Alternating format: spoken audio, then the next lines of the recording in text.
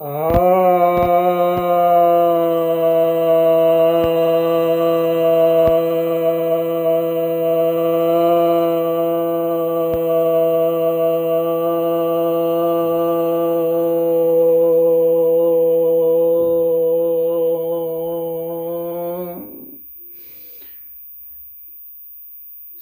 भक्तजनों को सप्रेम नमन।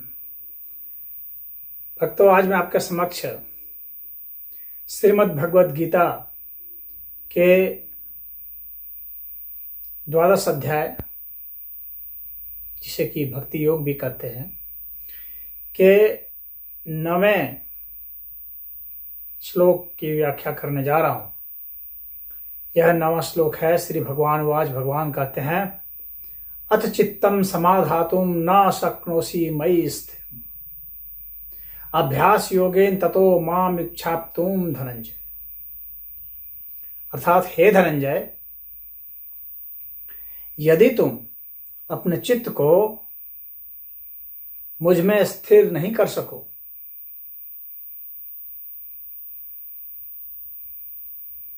मुझ में लीन नहीं कर सको,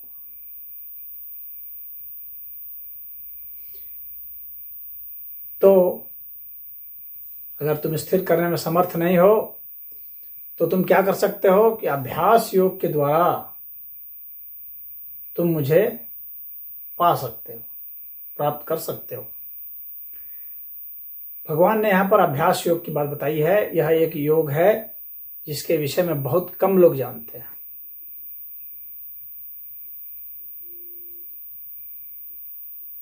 सामान्यतः ये लोग यह सोचते हैं कि कोई भी ऐसा अभ्यास कर लेंगे तो वो योग हो जाएगा, लेकिन ऐसा नहीं है।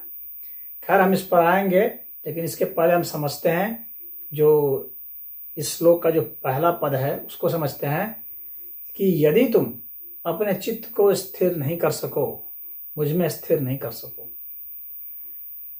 तो यहाँ पर यह ध्यान योग की भी अवस्था है। सभी व्यक्ति ऐसे नहीं होते हैं कि जिनका चित्त स्थिर होता है। सभी व्यक्ति ऐसे नहीं होते हैं जो कहीं पर फोकस कर सकते हैं, कंसंट्रेट कर सकते हैं। ध्यान भटक जाता है लोगों का। तो इसीलिए भगवान ने ऐसे को विकल्प दिया है। चित्त को कैसे स्थिर करते हैं? अपने जो है बुद्धि को, मन को, अहंकार को, अपने चित्त को, इन सब को प्रभु में स्थिर करते हैं। लेकिन यहाँ पर एक बहुत बड़ा प्रश्न यह उठता है कि जब मैं प्रभु को जानता ही नहीं तो अपने चित्तों को स्थिर, अपने बुद्धि को, मन को स्थिर कहाँ करूँ तो कहाँ करूँ? और वैसे भी यह जो मन है, यह जो चित्त है, यह जो बुद्धि है, यह तो इसका स्वभाव ही चंचल है। यह तो भौतिक पदार्थ है। यह भौतिक पदार्थ की ही विकृतियां हैं। ये जो इंद्रियां हैं, ये इंद्रियां भौतिक तो हैं।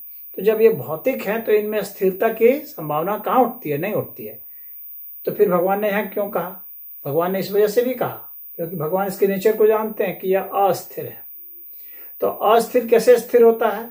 यहाँ पर भगवान का यह भी मंतव्य है, यदि स्थिर नहीं कर सको, यानी कोई करते होंगे और यदि तुम नहीं कर सको, तो जो करते हैं वे कैसे करते हैं? तो जब कोई चीज स्थिर होती है उस संदर्भ में, यदि कोई एक चीज गति कर रही है, दूसरी चीज भी उसी स्पीड से गति कर रही है, तो एक दूसरे के सापेक्ष में वे स्थिर होती है। या यदि कोई चीज ऐसी है जो कि गति नहीं भी कर रही है और जो चीज गति कर रही है उसके साथ वो लग जाए तो स्थिर हो जाएगा। उसके साथ लग जाए बस स्थिर हो गया। उसके पर आरूढ़ हो जाए स्थिर हो गया। उसमें लीन कर जाए स्थिर हो गया। डिजॉल्व कर जाए उसी में तो स्थिर हो गया। तो हम अपने चित्त को उस तरह से स्थिर करते हैं, वह योग का शब्द है। और उस तरह से जब हम चित्त को स्थिर करते हैं, मन को, बुद्धि को, इस तरह से हम स्थिर करते हैं, एक दूसरे पर उसको हम चढ़ाते जाते हैं, एक दूसरे के रेस्पेक्ट में उसको हम स्थिर करते जाते हैं, उसकी गति के साथ तालमेल बैठाते हुए, तो वो स्थिर पूर्वक चलता है। जिधर मन उधर ही बुद्धि, जिधर मन बुद्धि उधर ही अहंकार, जिधर मन बुद्धि अहंकार उधर ही चित्त, सब एक प्रवाह में हो जाते हैं। जब एक प्रवाह में हो जाते हैं तो फिर क्या होता है, उसको लीन कर दिया जाता है।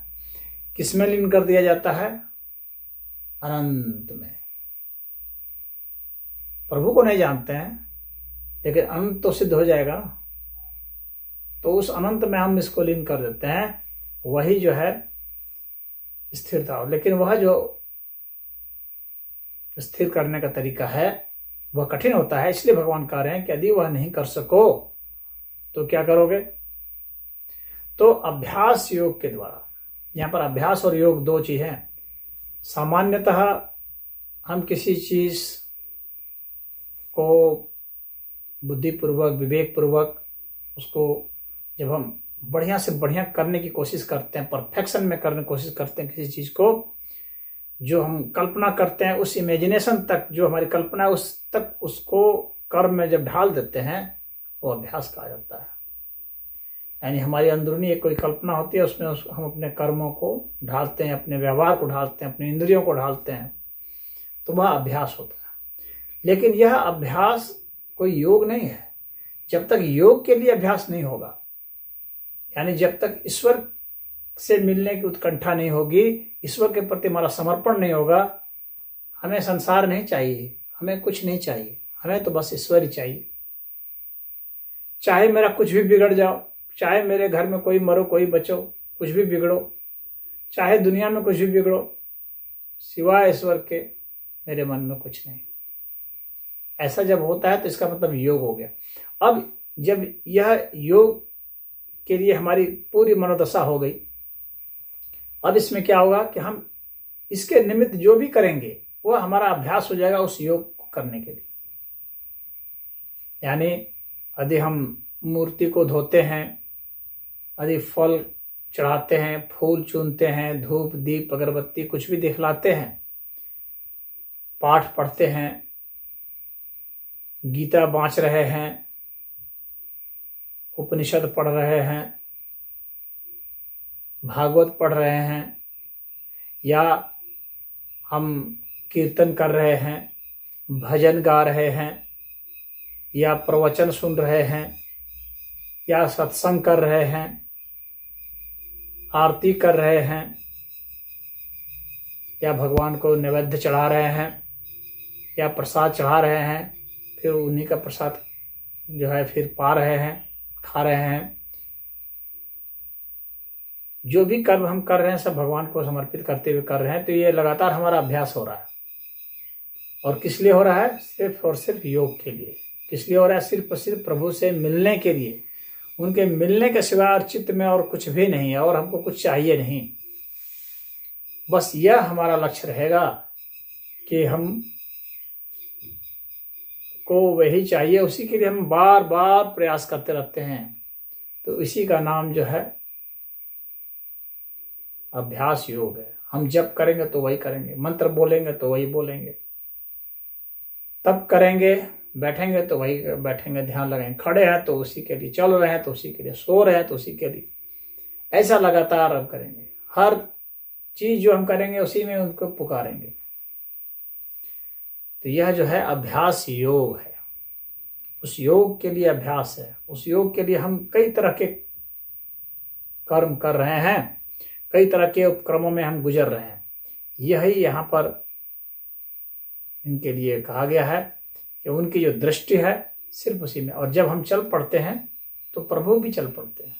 यदि किसी साधक को ईश्वर से भेंट नहीं हो रही है, ईश्वर से मुलाकात नहीं हो रही है, साक्षात्कार नहीं हो रहा है, दर्शन नहीं हो रहा है, इसका सीधा सा अर्थ है कि उसने उसे कुछ सस्पेंड कर रखा है, टाल रखा है, कुछ सोच रहा है कि चलो अभी धीरे धीरे होगा ना। बहुत लोग आते हैं कहते हैं धीरे धीरे होगा ना, इतनी जल्दी क्या है, धीरे धीरे होगा।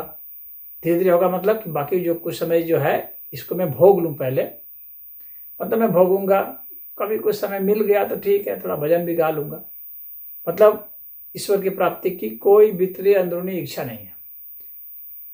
तो कभी कभी ये कहा जाता है अरे इतना किए कुछ नहीं हुआ, वो ऐसे बोल देते हैं इतना किए कुछ नहीं हुआ। सच्चाई तो ये है कि कुछ नहीं किया। अगर किए होते तो ऐसा हो ही नहीं सकता कि करे और नहीं मिले। आप ईश्वर से मिलने की इच्छा करें और ईश्वर न मिले, ऐसा कभी संभव नहीं है। ये झूठी बात है।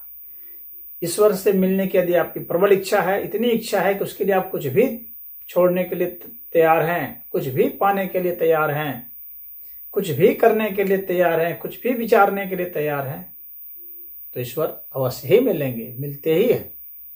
इसकी गारंटी मैं देता हूं। इसकी गारंटी गीता देती है। इसकी गारंटी जितने भी आज तक संत हुए हैं, ईश्वर साक्षात्कार किया हुए देते हैं। सिर्फ आपकी अभिलाषा पूर्ण होनी चाहिए। आपकी इतनी उत्कट अभिलाषा होनी चाहिए कि मेरे प्राण भी निकल जाएं तो सस्ता है। मेरी सब संपत्ति, सब सम्मान, सब इस पर चढ़ा दो, सिवाय ईश्वर के कुछ नहीं चाहिए। और अगर ईश्वर नहीं मिलेंगे तो इस जीवन का कोई मतलब भी नहीं ढोने का। इस जीवन का कोई अर्थ नहीं है, क्योंकि बिना ईश्वर के इस जीवन में जो मिलता है सब व्यर्थ। यदि ऐसी इच्छा शक्ति है तो ईश्वर तत्काल दर्शन देते हैं। और यही यहाँ पर भगवान स्वयं बता रहे हैं और यही कह रहे हैं, माम इच्छा तुम, मेरी इच्छा करो। तो जो मेरी इच्छा करता है, मेरी प्राप्ति की जो इच्छा करता है, उसे मैं अवश्य मिलता हूँ। ऐसा नहीं हो सकता कि मेरी इच्छा करे नहीं मिले। आपकी इच्छा ही कुछ और होती है, तो कुछ और इच्छा है तो फिर कुछ और पाओ।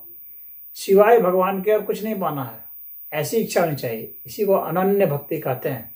इस अनन्य भक्ति से ही भगवान मिलते हैं। यही भगवान का यहाँ पर कहना है। ओम।